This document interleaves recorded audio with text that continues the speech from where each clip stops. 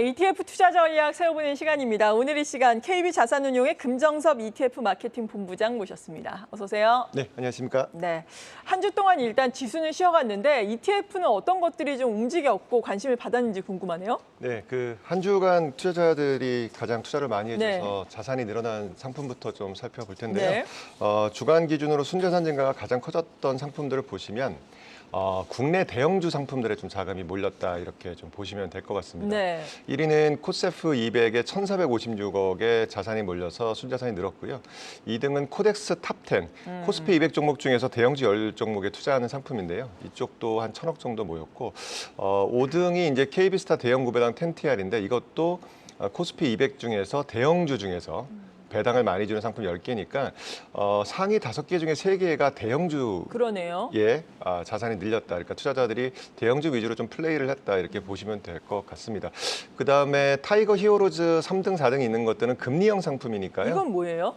네, 타이거 코퍼 금리 액티브 KOFR인데요. 이게 하루짜리 금리를 주는 겁니다. 그러니까 이 상품의 특징은 뭐냐면 은행 간의 그 RP 수익률이라고 하는데요. 이게 수익이 마이너스가 나지가 않습니다. 매일매일 금리를 주는 거기 때문에 가장 안전한 채권형 상품이라고 보시면 되거든요.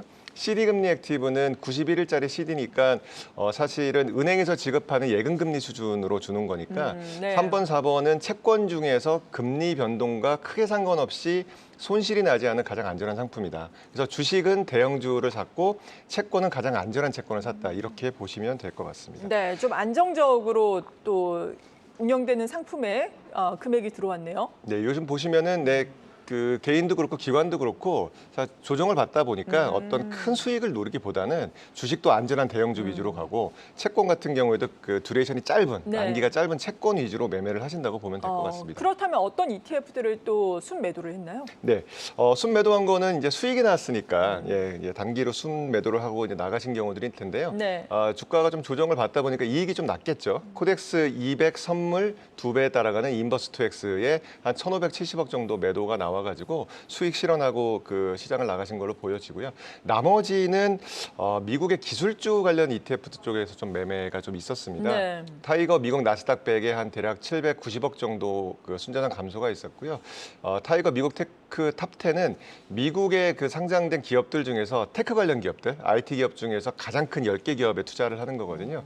이런 대형주, 아까 그 순자산 늘어나는 거는 국내 대형주였다면 순자산 감소는 미국 쪽의 기술주 중에 대형주, 그러네요. 그렇게 보시면 될 것 같습니다. 네, 그렇다면 수익률 측면에서 보자면 수익률 상위 ETF들은 어떤 것들이 있었나요? 네, 지난주 같은 경우에는 그 커머더티 가격이 조금 조정을 받았거든요. 원자재, 원자재 가격이 조정을 받다 보니까 원자재의 그 반대로 투자하는 인버스 상품들 수익이 좀 좋았습니다. 그러네요. 네, 가장 좋았던 거는 소울의 유럽 탄소 배출권에 투자를 하는데 인버스 투자를 하는 거거든요. 이게 플러스 7.2% 정도 수익이 났고요.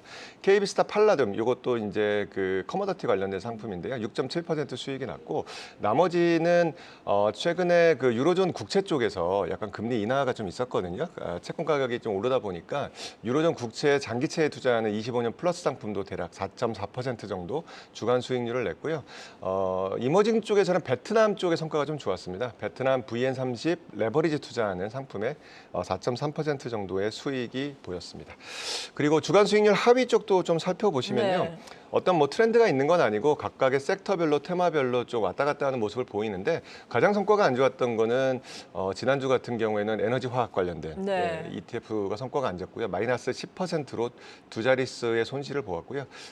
타이거의 미디어 콘텐츠라든지 웹툰 드라마라든지 이런 콘텐츠하고 웹툰 관련된 상품 쪽의 성과가 좀 악화됐다라고 보시면 되겠습니다. 네, 아무래도 콘텐츠 쪽이 조정을 받으니까 관련돼서 수익률은 좋지 않았는데 앞서서 순자산이 증가한 우리나라의 ETF를 보더라도 고배당 ETF가 눈에 띄더라고요. 그런데 미국에서도 배당주 투자가 지금 인기라고요. 이런 ETF 상품도 우리나라에서 인기가 있는 건가요?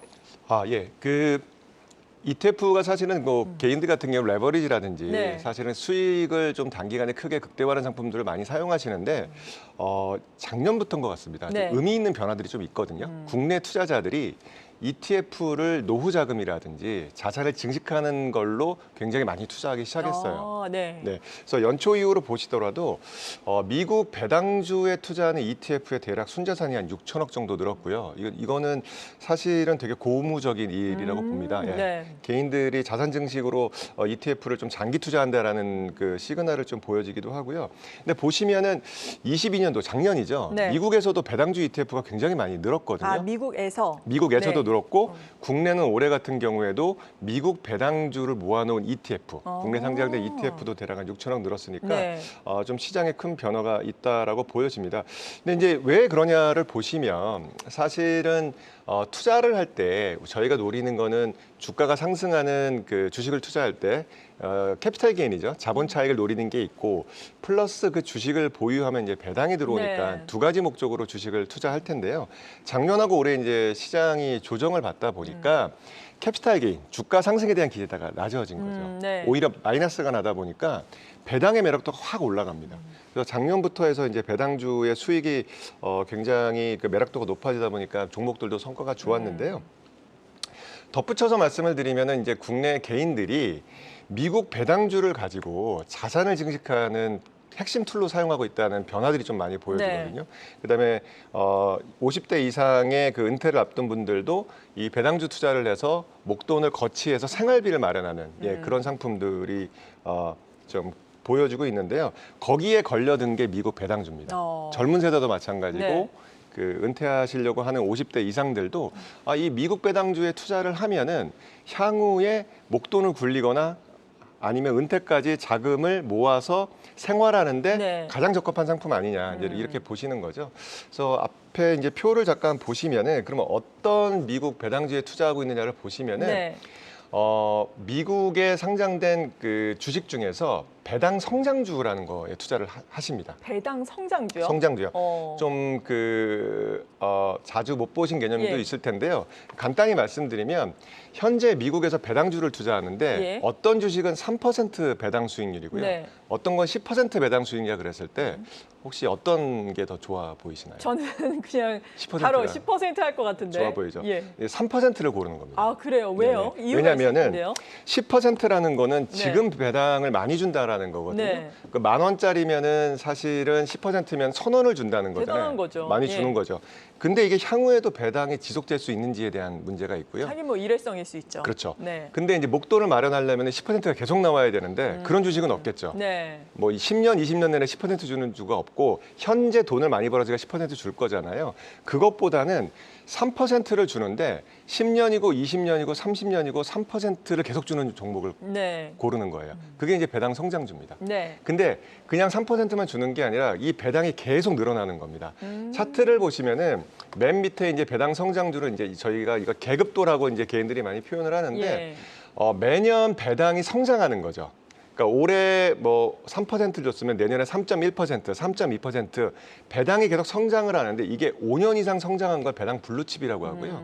어떤 거는 25년 이상 매년 배당을 성장시킨 네. 것도 있습니다. 이거는 배당 귀족, 큰 거는 50년 이상도 있거든요. 예. 코카콜라 같은 종목들은 이게 50년 동안 배당을 매년 늘려왔습니다. 이런 종목들을 투자를 하면은 당장 배당 수익률이 낮다 하더라도 향후에 배당이 성장할 거니까 사실은 인플레이션 리스크도 해지할 수 있고 계속 목돈을 마련할 수 있는 가장 적합한 상품이라고 보는 거죠. 네. 예, 이쪽에 대한 투자들을 꽤나 많이 늘리고 있고 이건 네. 약간 트렌드가 되는 것 같습니다. 국내에 상장된 이 미국 배당주 ETF는 어떤 것들인지 시간 관계상 간략하게 알아볼까요? 네, 크게 보시면 상품이 이제 여러 가지가 있는데요.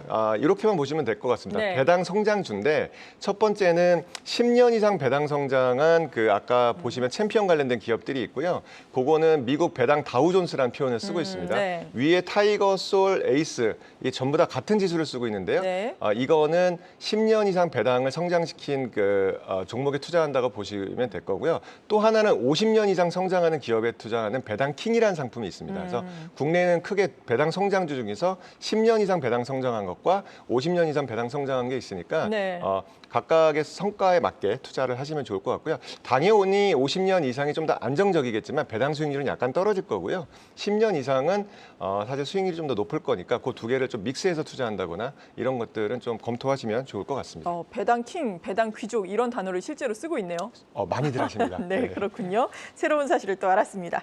KB자산운용의 금정섭 ETF 마케팅 본부장과 함께했습니다. 고맙습니다. 네, 감사합니다.